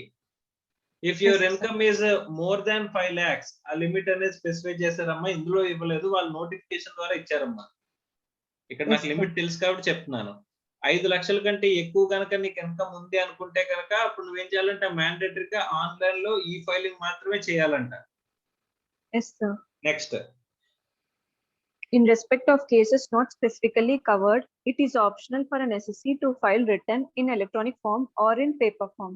నీకు గనక ఈ కండిషన్స్ సెకండ్ పాయింట్ లో ఇక్కడ ఈ పాయింట్ లో చెప్పిన కండిషన్స్ కనుక నువ్వు కంప్లై చేయలేదు అనుకుంటే కనుక ఏం చేయొచ్చమ్మా, అంటే నువ్వు కవర్ అవ్వలేదు ఇందులోనే అని చెప్పేసి అనుకుంటే నువ్వు ఆప్షన్ అనేది ఉంటదంట. ఆప్షన్ ఏంటి, మాన్యువల్ గానీ ఎలక్ట్రానిక్ ఫామ్ లో ఫైల్ చేయడం కానీ. Yes, sir. Returns filed in such computer readable form shall be deemed to be return filed under section 139(1). So computer readable form లో కనుక మనం ఫైల్ చేసినా సరే దాన్ని 139(1) లో డ్యూ డేట్ ప్రకారం మనం రిటర్న్ ఫైల్ చేసినట్టుగానే తీసుకుంటారంట. సో 139 1B లో మనకి చెప్పిన ప్రకారం ఆన్లైన్ ఫైలింగ్ చేసినా సరే that will be considered as 139 1 return. Next, loss return. మనకి లాస్ రిటర్న్ అంటే మనకి ఇన్కమ్ ట్యాక్స్ రిటర్న్ లో మనకి లాస్ చూపిస్తున్నాము అని చెప్పేసి అనుకుంటే కనుక రిటర్న్ ఏమంటావమ్మా, లాస్ రిటర్న్ అని చెప్పేసి అంటాం. కొన్ని కేసెస్ లో మనం ఏమనుకున్నామంటే set off and carry forward process చూసినప్పుడు మనం లాస్ రిటర్న్ ఎక్కడైనా ఫైల్ చేసామంటే కనుక అది within the due date లో ఫైల్ చేయాలి. అప్పుడు మాత్రమే మనం ఏం చేసుకోగలం, క్లెయిమ్ చేసుకోగలం. Set off and carry forward అనేది క్యారీ ఫార్వర్డ్ ఆఫ్ లాసెస్ అనేవి చేసుకోగలం. క్యారీ ఫార్వర్డ్ నెక్స్ట్ ఇయర్ కి లాసెస్ ని క్యారీ ఫార్వర్డ్ చేయాలంటే కనుక ఖచ్చితంగా మ్యాండేటరీగా ఏముండాలి, రిటర్న్ ఫైలింగ్ అనేది within the due date లో ఉండాలని చెప్పేసి అన్నారు. 139(1) లో 139(3) లో లాస్ రిటర్న్ అన్నప్పుడు లాస్ రిటర్న్ డ్యూ డేట్ ఇవ్వాలి కదా, ఇవ్వాలి సార్. డ్యూ డేట్ అనేది ఇచ్చారంటమ్మా. డ్యూ డేట్ ఏమన్నారంట, consider it as due date under section 139(1). 139(3) లో డ్యూ డేట్ ని దేని కింద భావించమన్నారంట, 139(1) లో డ్యూ డేట్ కింద మనల్ని భావించండి అని చెప్పేసి అంటున్నారంటమ్మా. అంటే మళ్ళీ సపరేట్ గా డ్యూ డేట్ ఇచ్చాడా, ఇవ్వలేదు సార్. 139(1) లో మనకి ఏదైతే డ్యూ డేట్ ఉందో అదే డ్యూ డేట్ ఈ లాస్ రిటర్న్ కూడా డ్యూ డేట్ కింద తీసుకోండి అని చెప్పేసి అన్నారు. ఓకేనమ్మా. సో మనం క్యారీ ఫార్వర్డ్ చేయడానికి ఏ లాసెస్ క్లెయిమ్ చేసుకునేటప్పుడు మనం loss return within the due date లో ఫైల్ చేయాల్సిన అవసరం లేదు. అసలు రిటర్నే ఫైల్ చేయాల్సిన అవసరం లేనివి ఏంటి, with in the due date లో ఫైల్ చేయకపోయినా సరే మనం క్యారీ ఫార్వర్డ్ చేసుకోగలిగిన లాసెస్ ఏంటి అంటే కనుక మనకు నీకు గుర్తుందో లేదో ఇన్కమ్ ఫ్రమ్ హౌస్ ప్రాపర్టీ అనుకున్నాం. Yes, sir. Income from house property loss కనుక వచ్చినట్లయితే దాన్ని మనం ఏం చేయగలదు, within the due date లో ఫైల్ చేసినా చేయకపోయినా సరే మనం క్యారీ ఫార్వర్డ్ చేసుకోవచ్చు లాసెస్ ని. Yes, sir. తర్వాత unabsorbed Also, depreciation, unabsorbed scientific research, unabsorbed family planning expenditure, ఈ మూడు Yes, ఒకటే sir. కదమ్మా. Yes, sir. సో ఈ మూడు కూడా మనం క్లెయిమ్ చేసుకునేటప్పుడు ఏం అవసరం లేదనుకున్నామ్మా, Due date లో file డ్యూ డేట్ లో చేయవచ్చు. రిటర్న్ ఫైల్ చేయకపోయినా సరే మనం ఏం చేసుకోవచ్చు, లాసెస్ ని క్యారీ ఫార్వర్డ్ చేసుకోవచ్చు forward అని చెప్పేసి మనం మాట్లాడుకున్నాం. Yes, sir. ఓకే, సో అలాంటి క్యారీ ఫార్వర్డ్ ఆఫ్ లాసెస్ జరగాలి అంటే కనుక ఇవి కాకుండా మిగతా అన్నింటిలో క్యారీ ఫార్వర్డ్ ఆఫ్ లాసెస్ జరగాలి అంటే కనుక మిగతా వాటిలో ఏమనుకున్నాం, within the due date లో మనం రిటర్న్ ఫైల్ చేసి ఉండాలి. Yes, sir. మరి రిటర్న్ ఫైల్ చేయకపోతే కరెంట్ ఇయర్ సెట్ ఆఫ్ చేసుకోలేమా? కరెంట్ ఇయర్ లాసెస్ ని కరెంట్ ఇయర్ ఇన్కమ్స్ తో కావాలంటే సెట్ ఆఫ్ చేసుకోవచ్చు విత్ ఇన్ ద హెడ్, తర్వాత అదర్ హెడ్స్ తో. కానీ నెక్స్ట్ ఇయర్ కి క్యారీ ఫార్వర్డ్ చేసుకోవాలంటేనే కుదరదు. నెక్స్ట్ ఇయర్ కి లాసెస్ ని క్యారీ ఫార్వర్డ్ చేసుకోవాలంటే ఖచ్చితంగా ఏం కావాలి, Due date లో file చేసుకోవాలి. డ్యూ డేట్ లో రిటర్న్ అనేది ఫైల్ చేస్తే ఈ ఇయర్ కి సంబంధించిన రిటర్న్ ఫైల్ చేయకపోతే లాస్ట్ ఇయర్స్ కూడా క్యారీ ఫార్వర్డ్ చేసుకోలేమా? లాస్ట్ ఇయర్ లాస్ ఉంది, last year within the due date లో ఫైల్ చేసాం. ఈ ఇయర్ లాస్ ఉంది, ఈ ఇయర్ లో within the due date లో ఫైల్ చేయలేదు. అలాంటప్పుడు లాస్ట్ ఇయర్ క్లెయిమ్ చేసుకోగలమా, చేసుకోలేమా? చేసుకోలేం సార్. కరెంట్ చేసుకోగలం ఇయర్ సార్. పాత ఇయర్ చేసుకోగలం. సంబంధించిన return within the due date లో అయిపోయిందమ్మా. ఆ లాస్ ఇంకా మనకు కంటిన్యూ అవుతుంది నెక్స్ట్ ఇయర్స్ కూడా. ఎన్నాళ్ళు కంటిన్యూ చేసుకోవచ్చు అంటే ఏమనుకున్నాం, బిజినెస్ లాస్ అనుకుంటే కనుక మనకి 8 ఇయర్స్, స్పెక్యులేటివ్ లాస్ అనుకుంటే 4 ఇయర్స్ క్యారీ ఫార్వర్డ్ చేసుకుని మనం సెట్ ఆఫ్ చేసుకోవచ్చు. Yes, sir. సో అలాంటప్పుడు ఆ ఇయర్ కి సంబంధించిన రిటర్న్ నువ్వు డిలే చేసినందుకు పాత ఇయర్ కి సంబంధించిన లాసెస్ ఉంటే కనుక దాన్ని క్యారీ ఫార్వర్డ్ చేసుకోవచ్చు. Yes, current sir. Year losses ను మాత్రమే నువ్వు ఏం చేయలేవు, క్యారీ ఫార్వర్డ్ Carry చేయాలి forward within the due చేసుకోవాలి. డేట్ లో ఫైల్ చేయకపోతే కనుక. Yes, sir. ఎందుకంటే పాత రిటర్న్ నువ్వు within the due date లో ఫైల్ చేసావు కాబట్టి ఆ లాస్ ని నువ్వు క్లెయిమ్ చేసుకోగలుగుతావు next year. Yes, sir. Clear? So అలాంటి లాసెస్ ఏమున్నాయి అని చెప్పేసి అని చూస్తే కనుక మనకి ఏమని చెప్తున్నాడమ్మా, చదువు. Any person who has sustained loss in any previous year and claims that such loss should be carried forward under Section 72 Business Laws, Section 73 Speculation Laws, Section 73A Loss from Specified Business, Section 74 Loss under the head Capital Gains, or Section 74A Loss from the activity of owning and maintaining racehorses, shall mandatorily file a return of loss within the time allowed under Section 139(1). Any return so filed shall be treated as a return filed under Section 139(1), and all the provisions of the Act shall apply accordingly. Section 80 states that unless loss return is filed within the due date stipulated under Section 139(1) and loss is determined in pursuance of that return, such loss cannot be carried forward. So ఆ loss ను మనం ఏం చేసుకోలేమమ్మా, carry forward చేసుకోలేము. ఈ losses అన్నిటి గురించి మనం అక్కడ set off and carry forward of losses లో మనం మాట్లాడుకున్నాం. ఈ లాసులు కనుక మనం క్యారీ ఫార్వర్డ్ చేసుకోవాలంటే ఖచ్చితంగా ఏం చేసి ఉండాలి, Due date లో ఫైల్ చేసి ఉండాలి. డ్యూ డేట్ లోపు రిటర్న్ అనేది ఫైల్ చేసుకోవాలి. What is the due date for filing of the loss return under section 139(3) is nothing but 139(1). 1. So 139(1) లో చెప్పిన డ్యూ డేట్ లోపు మనం within the time limit allowed and section 139(1) లో due date లో file చేస్తుంటేనే మనం 139(1) లో రిటర్న్ అనేది లాస్ రిటర్న్ అనేది ఫైల్ చేసినట్టుగా భావిస్తారంట. అలా లాస్ రిటర్న్ ఫైల్ చేస్తే మాత్రమే ఆ ఇయర్ కి సంబంధించిన లాసెస్ ని క్యారీ ఫార్వర్డ్ చేసుకోగలుగుతాం. Yes, sir. అదే ప్రీవియస్ ఇయర్స్ కి సంబంధించిన లాసెస్ ని నెక్స్ట్ ఇయర్స్ క్యారీ ఫార్వర్డ్ చేసుకోవచ్చా లేదా అంటే ఆ ఇయర్స్ లో మనం within the due date లో రిటర్న్ ఫైల్ చేసాం లేదా అనేది చూడాలి. Yes, sir. అలా ఫైల్ చేస్తే అవి మధ్యలో ఒక రిటర్న్ మిస్ అయినా సరే నెక్స్ట్ ఇయర్స్ కి ఆ పాత లాసెస్ అనేవి కంటిన్యూ చేసుకోవచ్చు. కానీ కరెంట్ ఇయర్ వచ్చిన లాస్ ని నెక్స్ట్ ఇయర్ కి మాత్రం కంటిన్యూ చేయలేదు. If it is not filed with in the due date specified under section 139(3), that is 139(1) due date. Yes, sir. అది సెక్షన్ మనకి 80 చెప్తుంది. Yes, sir. Next additional points. The above mentioned conditions does not apply to unabsorbed depreciation under Section 32(2) and laws under the head income from house property under Section 71(b). So income from house ప్రాపర్టీకి loss కి return file చేయాల్సిన requirement లేదు. అలాగే అన్అబ్జార్బ్డ్ depreciation, ఇక్కడ అన్అబ్జార్బ్డ్ depreciation ఒకటి చెప్పాడు. ఇది కాకుండా మనం ఏం చెప్పుకున్నాం, unabsorbed scientific research Complete expenditure. Yes, sir. Family planning expenditure. Unabsorbed family planning Expenditure. Expenditure. Yes, sir. అర్థమైందమ్మా? Yes, sir.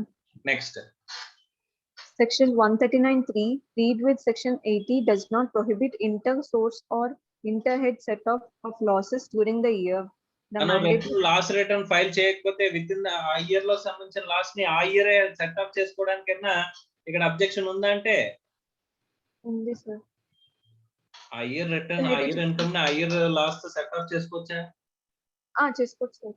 ఆ ఇయర్ లాస్ ని నెక్స్ట్ ఇయర్ తో నెక్స్ట్ ఇయర్ ఇన్కమ్స్ తో నెక్స్ట్ ఇయర్ కి క్యారీ ఫార్వర్డ్ చేయలేగానే ఆ ఇయర్ సెట్ ఆఫ్ చేసుకోవచ్చా లేదా? చేసుకోవచ్చు, sir. Set off is allowed. 139(1), 139(3) read with 80 చూసుకుంటే కనుక మనకి ఏమంటున్నాడమ్మా? Not prohibited for set off.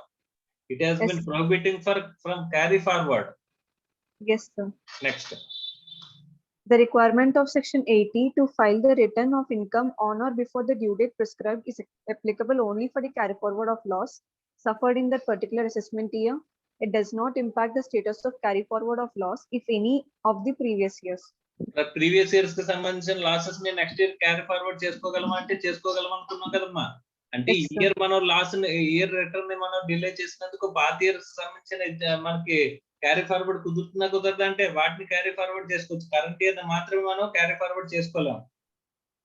Set off కుదురుతుంది. Current year losses current year incomes set off కుదురుతుంది కానీ దాన్ని ఏం చేయాలి? కరెంట్ ఇయర్ లాస్ ని క్యారీ ఫార్వర్డ్ చేసుకోలేం. Okay. Yes, sir. Next. In case of belated filing of loss return, the SSE may seek remedy by making an application to the Central Board of Direct Taxes for relaxation of time to carry forward of the loss per set off. So మనకు కావాలనుకుంటే ఏం చేసుకోవచ్చు అంట? Central government కి application పెట్టుకోవాలంట. బాబు నాకు return file చేయడానికి due date లో అవ్వలేదు, సో కాబట్టి నాకేం చేస్తారు? ఈ లాస్ రిటర్న్ అనేది నేను లేట్ గా ఫైల్ చేసినా సరే మీరు మన పెద్ద మనసు చేసుకుని ఏం చేయాలి? నాకు క్యారీ ఫార్వర్డ్ కి అలౌ చేయండి అని చెప్పేసి మనం రిక్వెస్ట్ పెట్టుకుంటే వాళ్ళు కనుక అలౌ చేస్తే కనుక అప్పుడు మనం ఏం చేసుకోవచ్చమ్మా? Within the due date లో రిటర్న్ ఫైల్ చేసుకోకపోయినా సరే ఆ లాస్ ని మనం ఏం చేసుకోవచ్చు? క్యారీ ఫార్వర్డ్ చేసుకోవచ్చు అంట by making an application to the central government. Yes, sir. Next. Belated return, Section 139(4). What is belated return? Due date అయిపోయిన తర్వాత file It is not filed within the due date. Yes, sir. Due date లోపు నువ్వు return file చేయకపోతే దాన్ని ఏమంటారు? Belated Belated return అంటారు. Due Yes, date sir. ఎక్కడ చెప్పారు మనకి? 139(1) లో చెప్పారు. 1 లో. Yes, sir. 139(1) లో చెప్పిన డ్యూ డేట్ కాకుండా దాటి మనం ఫైల్ చేస్తే Yes, sir. ఎప్పటి వరకు ఫైల్ చేసుకోవచ్చు అనేది ఇక్కడ పాయింట్ అమ్మా. Yes, sir. ఒకవేళ బిలేటెడ్ రిటర్న్ లో ఖచ్చితంగా ఉండే ఆస్పెక్ట్ ఏంటి అంటే నువ్వు రిటర్న్ ఫైల్ చేయడంలో with in the due date లో ఫైల్ చేయడంలో నువ్వు ఫెయిల్ అయ్యావు కాబట్టి నువ్వు ట్యాక్స్ పే చేసే దాని మీద ఏముంటుంది? ఇంట్రెస్ట్ అనేది ఉంటుంది, sir. Yes. If tax liability exists ఏముంటుందమ్మా అక్కడ? ఇంట్రెస్ట్ ఉంటుంది, sir. 234A ఇంట్రెస్ట్ అనేది ఖచ్చితంగా ఉంటుంది. Yes, sir. Clear? Yes, sir. Belated return మనం ఫైల్ చేస్తున్నాం అని చెప్పేసి అనుకుంటే కనుక అక్కడ మనకు ఖచ్చితంగా ట్యాక్స్ లయబిలిటీ ఎగ్జిస్ట్ అయి ఉంటే కనుక అక్కడ ఖచ్చితంగా 234A ఇంట్రెస్ట్ అనేది ఉంటుంది. ఎందుకంటే నువ్వు within the due date mention under section 139(1) లో డ్యూ డేట్ లోపు రిమూవ్ రిటర్న్ ఫైల్ చేయలేదు కాబట్టి that will be considered as belated return, and for that non compliance you will be charged with an interest of 234A. Yes, sir. Okay, right, chadu. Any person who has not furnished a return on or before the time allowed under Section 139(1) can still file a belated return. Belated return under Section 139(4) can be filed any time before the end of the relevant assessment year or the completion of assessment which is earlier. Whichever is earlier. అంటే నువ్వు normal గా return filing due date ఎప్పుడు అని చెప్పేసాను అంటే కనుక ఎప్పటి వరకు మాక్సిమం చూడొచ్చు అని చెప్పేసాను అనుకుంటే end of the relevant assessment year అంట. నార్మల్ గా మనం ప్రీవియస్ ఇయర్ లో ఎర్న్ చేసిన ఇన్కమ్ కి ఎక్కడ ట్యాక్స్ కడతామో అసెస్మెంట్ ఇయర్ లో ట్యాక్స్ కడతాం. అంటే ఇక్కడ డ్యూ డేట్స్ కూడా మనకి ఎందులో ఉంటాయి? రిటర్న్ ఫైలింగ్ డ్యూ డేట్స్ కూడా అసెస్మెంట్ ఇయర్ లో ఉంటాయి, అంతేనా? సో అవును sir. ప్రీవియస్ ఇయర్ 2021 అనే ఇయర్ కి అసెస్మెంట్ ఇయర్ ఏముంటుంది చెప్పమ్మా? 21, 22. 22. Yes. సో 21, 22 కి సంబంధించింది మనం ఎప్పుడులో ఫైల్ చేయొచ్చంట? అంటే రిటర్న్ అనేది మాక్సిమం ఎప్పుడులో ఫైల్ చేయొచ్చంట? End of the assessment year. Assessment year. End of the assessment year అంటే ఎంత? 31st March 2022. So 31st March 2022 అనేది ఇక్కడ మనకి end of the relevant Yes. Assessment year అవుతుంది. అప్పుడు లోపు కానీ సో ఈ లోపు అసెసింగ్ ఆఫీసర్ కనుక నీ ఇన్కమ్ అసెస్మెంట్ చేసాడు అనుకోమ్మా, Yes sir. అప్పుడు కానీ విచ్ ఎవర్ ఇస్ ఎర్లియర్, ఏ తొందరగా అయిపోతే అది అంటున్నాడు. Yes sir. సార్ ఈ మనకి return end of the end of the relevant assessment year అనేది ఏదైతే ఉందో end of the relevant assessment year అనేది అక్కడ మనకి ఇంకా కంప్లీట్ అవ్వడానికి ముందే అసెసింగ్ ఆఫీసర్ నా ఇన్కమ్ అసెస్ చేస్తాడంట. Yes sir. అప్పుడు దాన్ని ఏమిటమ్మా, అదే బిలేటెడ్ ఆ రిటర్న్ లోపు అంటాం. మనం ఫైల్ చేసుకోవచ్చు. వన్స్ ఆడు డిటర్మైన్ చేస్తాడంటే అప్పుడు మనం ఏం చేయలేం. ఫైల్ చేయలేం సార్ మళ్ళీ ఓకే. రిటర్న్. సో కాబట్టి ఒకవేళ 31st March of the 2022 అయిపోతే can you file the return of income for the financial year 2021? No sir. చేయలేమంట. ఆ డ్యూ డేట్ అయిపోతే మనం చేయలేం. ఆ డ్యూ డేట్ అవ్వడానికి ముందు అసెస్మెంటే కంప్లీట్ అయిపోతే అప్పుడు కూడా చేయలేం. Yes sir. Okay right. Belated return. మా బిలేటెడ్ రిటర్న్ లో మనం ఫైల్ చేసినప్పుడు కూడా లాస్ ని క్యారీ ఫార్వర్డ్ చేసుకోవచ్చా? చేయలేం సార్. ఒక 2 లాసెస్ ని మాత్రం క్యారీ ఫార్వర్డ్ చేసుకోవచ్చు. ఏంటవి? Unabsorbed depreciation, house property. House property. ఎందుకంటే వాటికి రిటర్న్ ఫైల్ చేయకపోతేనే అవసరం లేదు. అలాంటప్పుడు లేట్ గా రిటర్న్ ఫైల్ చేసినా సరే క్లెయిమ్ చేసుకోవచ్చు. ఒకవేళ మనకి అక్కడ సెంట్రల్ గవర్నమెంట్ కనుక పర్మిషన్ ఇచ్చింది అనుకో మనం పెట్టుకున్న అప్లికేషన్ ద్వారా అప్పుడు ఏం చేయొచ్చు? అప్పుడు క్యారీ ఫార్వర్డ్ చేసుకోవచ్చు సార్. క్యారీ ఫార్వర్డ్ అనేది చేసుకోవచ్చు. Even though belated return file చేసినా సరే వాటిని ఏం చేసుకోవచ్చు? క్యారీ ఫార్వర్డ్ చేసుకోవచ్చు sir. Right. Next additional points. If any person fails to furnish return of income, the assessing officer shall, after taking into account all relevant material which he has gathered, make the assessment of total income to the best of his judgment. This is known as best judgment under section 144. Completion of assessment as referred to in section 139(4) refers to best judgment assessment. So మనం already మాట్లాడుకున్నాం best judgment assessment గురించి. Yes sir. ఒకవేళ మనం return file చేయడంలో fail అయితే కనుక అప్పుడు best judgment assessment అనేది చేస్తారు. Yes sir. Okay next. In case a person files belated return under section 139(4), he shall not be entitled to deductions as prescribed under section 80IA, 80IAB, 80IB, 80IC, 80ID, and 80IE. Further, charitable institutions who have filed belated returns are not entitled to the benefit of accumulation of income under section 13(9). Section 80IA to 80IE as referred in this para are not applicable for CA intermediate and thus not dealt in this book. Okay. So normal గా ఇక్కడ ఏమంటున్నాడు అంటేనమ్మా return కనుక మనం 139(4) లో file చేయకపోతే కనుక వాళ్ళు కొన్ని డిడక్షన్స్ కి ఎలిజిబుల్ కారంట. మధ్యమైందా? ఆ డిడక్షన్స్ ఎక్కడ చెప్పారు? 80IA, 80IB అనే డిడక్షన్స్ కొన్ని ఉన్నాయంటే ఆ డిడక్షన్స్ నువ్వు క్లెయిమ్ చేసుకోలేవు అని చెప్పేసి అని మనకి చెప్తున్నారమ్మా. Yes sir. ఓకే. సో ఇక్కడ అదే చారిటబుల్ ఇన్స్టిట్యూషన్స్ ఉన్నాయంటే అనుకుంటే కనుక వాళ్ళకి జనరల్ అక్యూములేషన్ అని చెప్పేసి కొంత అక్యూములేటెడ్ ఫండ్ అనేది జనరేట్ చేసుకోవచ్చమ్మా వితౌట్ పేయింగ్ ట్యాక్స్. నీకేముంటది అంటే కనుక ఇప్పుడు 100 రూపీస్ నీకు డొనేషన్ వచ్చింది అనుకో అట్లీస్ట్ 85% నువ్వు ఖర్చు పెట్టాలి. Yes sir. ఖర్చు పెట్టకపోతే కనుక అంటే 85% ఖర్చు పెట్టకపోతే కనుక నువ్వు ట్యాక్స్ కట్టాలి. Yes sir. అందులో కొన్ని ఆస్పెక్ట్స్ కి నువ్వేం చేసుకోవచ్చు అంటే అక్యూములేషన్ అనేది అలౌ చేస్తారు.